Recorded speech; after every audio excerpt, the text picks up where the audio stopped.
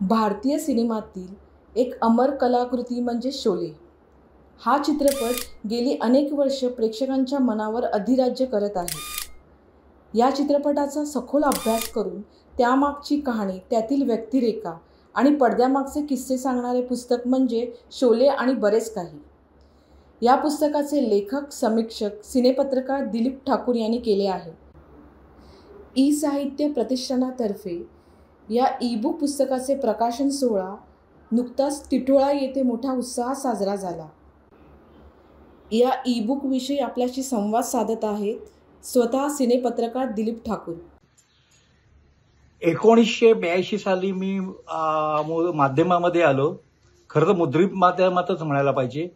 तेव्हापासूनच्या माझ्या ह्या जवळपास 43-44 वर्षाच्या यशस्वी, चौफर, खणखणीत यशाच्या वाटचालीमध्ये आतापर्यंत माझी मुद्रित माध्यमामध्ये 44 पुस्तके वाचकांपर्यंत आलेली आहेत.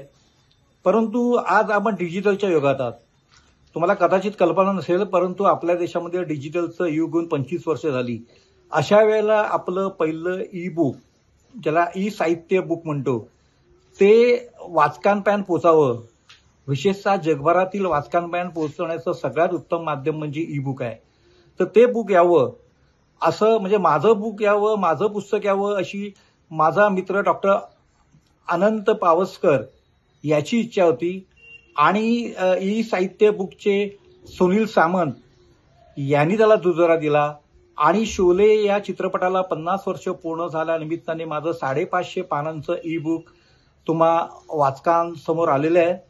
पुस्तकाला अतिशय चांगला प्रतिसाद मिळतोय.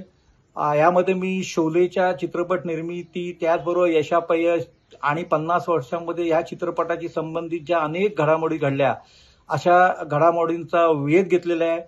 भरपूर माहिती आणि मनोरंजन हे माझ्या ई बुकचं एक वैशिष्ट्य आहे. आता आपण जे माध्यमांचा जो प्रवास म्हणतो, तो प्रवास भविष्यामध्ये हा डिजिटलचाच असणार आहे. त्यामुळे आपलं पुस्तक हे मोबाईलवर वाचलं जावं, लॅपटॉपवर वाचलं जावं अशी मला मनोमन इच्छा होती. ती इच्छा शोले 50 वर्ष या पुस्तकाने पूर्ण झाली. विशेष म्हणजे टिटवाळा येथील गणेश विद्यालयात या पुस्तकाचं प्रकाशन झालं आणि उपस्थित विद्यार्थी आणि शाळेचा इतर स्टाफ यांनी अतिशय चांगला प्रतिसाद दिला. याबद्दल खूप खूप धन्यवाद. मंडळी, नुकताच आपण दिलीप सरांबरोबर संवाद साधला. आता सर्व वाचकांना विनंती आहे, या ई बुकचा आनंद घ्या, वाचा आणि शोले हा सिनेमा नव्याने अनुभवा.